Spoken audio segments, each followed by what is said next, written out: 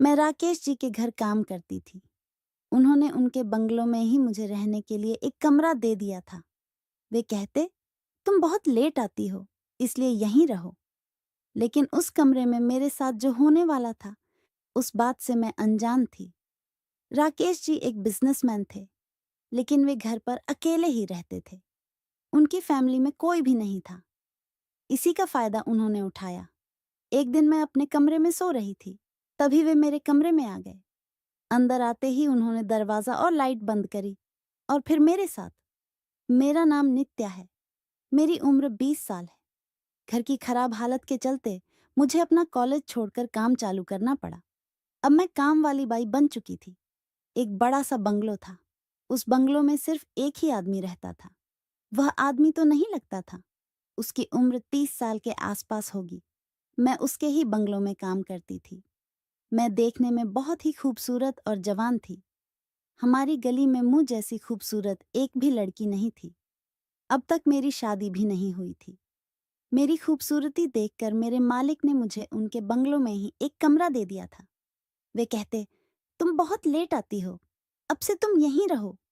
वे कहते थे मैं लेट आती हूँ, लेकिन मैं तो सुन लो 7-9 बजे ही आ जाती थी। फिर भी वे कहते, तुम बहुत देर से आती हो। इस वजह से उन्होंने मुझे वहीं रहने को कहा। जब मैं काम पर जाती थी तो गली के लड़के मुझे परेशान करते थे। मेरे मालिक का नाम राकेश था। जब से राकेश जी ने मुझे उनके बंगलों में कमरा दिया, उन्होंने मुझ पर एक उपकार ही कर दिया था।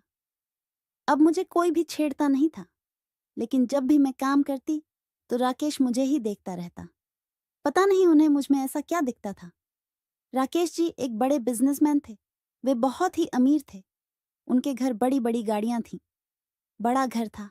राकेश जी काम के बहाने मेरे करीब आने की कोशिश करते। मुझे समझ नहीं आता था वे ऐसी हरकत क्यों करते होंगे। कभी कभी वे मेरी कमर को भी छू लेते थे। एक दिन वे मेरी कमर देखे जा रहे थे तो मैंने पूछा, राकेश जी आप क्या देख रहे हैं? तो वे कहने लगे, कुछ भी तो नहीं, और कमरे से बाहर चले गए। मेरे हाथ से कांच का बर्तन नीचे गिरकर टूट गया। राकेश जी भागकर किचन में आ गए और मुझे डांटने लगे। जाते समय उन्होंने फिर से मेरी कमर को छू लिया। कुछ दिनों पहले ही मेरी माँ गुजर चुकी थी। इस कारण मैं इस दुनिया में अकेली थी। मुझे रहने के लिए घर भी नहीं था। इस कारण मैं काम भी नहीं छोड़ सकती थी। जब मैं नहाने जाती तब भी राकेश मुझे ही देखते रहते। मैं क्या करूं? मुझे समझ नहीं आता था। हम खाना भी साथ में खाते थे। मैं तो उनके परिवार का हिस्सा भी नहीं थी, फिर भी वे मेरे साथ खाना खाते थे। उन्होंने मुझे कहा था, तुम मुझे मेरा नाम लेकर बुला सकती हो। मेरे साथ बातें भी करते। पता नहीं मुझसे क्या करवाना चाहते होंगे। एक दिन मैं अपने कमरे में सो रही थी। रात के 9 बज रहे थे। राकेश जी मेरे कमरे में आ गए। कमरे में आते ही उन्होंने दरवाजा और लाइट बंद करी। मैंने पूछा, क्या हुआ? राकेश जी, आप ये क्या कर रहे हो? लेकिन वे कुछ भी नहीं बोल रहे थे। धीरे धीरे बेड के पास आने लगे। मेरे पास आते ही मेरे साथ जबरदस्ती करने लगे। उन्होंने मेरे कपड़े उतार दिए। मैं उन्हें रोक रही थी। आप मेरे साथ ऐसा नहीं कर सकते। प्लीज रुक जाओ। आप मेरे साथ ऐसा क्यों कर रहे हो? रुक जाओ। लेकिन वे रुक ही नहीं रहे थे। उनमें बहुत ताकत थी। मुझसे संभाले भी नहीं जा रहे थे। आखिर वे मेरे साथ जो करना चाहते थे वह करने लगे। अभी तक मैंने वह काम नहीं किया था। ये सब करने का मेरा फर्स्ट टाइम था। इस कारण जोरदार दर्द होने लगा। दर्द के मारे मैं चिल्ला रही थी, बस करो, रुक जाओ। लेकिन वे बहुत समय तक मेरे साथ खेलते रहे। आखिरकार उन्होंने मेरा खून ही निकाल दिया। मुझे दर्द हो रहा था। दर्द के मारे मैं रोने लगी। मेरी आवाज सुनकर राकेश रुक गया और कमरे से बाहर चला गया। फिर मैंने अपने आप को और बैग को ठीक किया और मैं सो गई। रात भर मुझे नींद ही नहीं आई। मेरे दिमाग में वही बात चल रही थी। रात भर मैं रोती रही। अब मैंने सोच लिया था, कल सुबह ही मैं इस घर से चली जाऊंगी। सुबह उठकर मैंने खाना बनाया।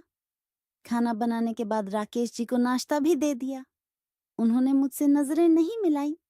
खाना देकर मैं अपने कमरे में आ गई। कमरे में आकर मैंने अपना सामान पैक करना चालू किया। सामान पैक करने के बाद मैं घर से जाने लगी। तभी राकेश जी ने मेरा हाथ पकड़ लिया और पूछने लगे, तुम कहाँ जा रही हो? मैं कुछ भी नहीं बोल रही थी। वे मेरा हाथ ही नहीं छोड़ रहे थे। फिर मैंने कहा, कल रात आपने मेरे साथ जो गंदी हरकत करी, उसके बाद मैं यहाँ नहीं रहना चाहती। मैंने आप पर इतना भरोसा करा, कभी कामचोरी नहीं करी, लेकिन आपने मेरा गलत फायदा उठाया। इस कारण मैं इस घर से चली जा रही हूँ। आप जैसा इंसान मैंने आज तक नहीं देखा। आपने जो मेरे साथ किया वो माफी के लायक नहीं है। फिर भी वे कहने लगे, सॉरी, प्लीज, मुझे माफ कर दो। मैं तुमसे प्यार करता हूँ। मैंने तुम्हारे साथ इतना गलत किया, फिर भी तुमने मेरे लिए खाना बनाया। मैं तुमसे शादी करना चाहता हूँ। मैं बहुत दिनों से तुम्हें यह बात बताना चाहता था, लेकिन मुझे मौका ही नहीं मिला। फिर मैंने सोचा, क्यों न तुम्हारे साथ मजाक करूं, और फिर मैंने यह किया, लेकिन मेरी रानी तो नाराज हो गई। मेरा सर शर्म से नीचे झुक गया। मैंने कहा, इस तरह का गंदा मजाक कौन करता है भला? और फिर हमारी शादी हो गई।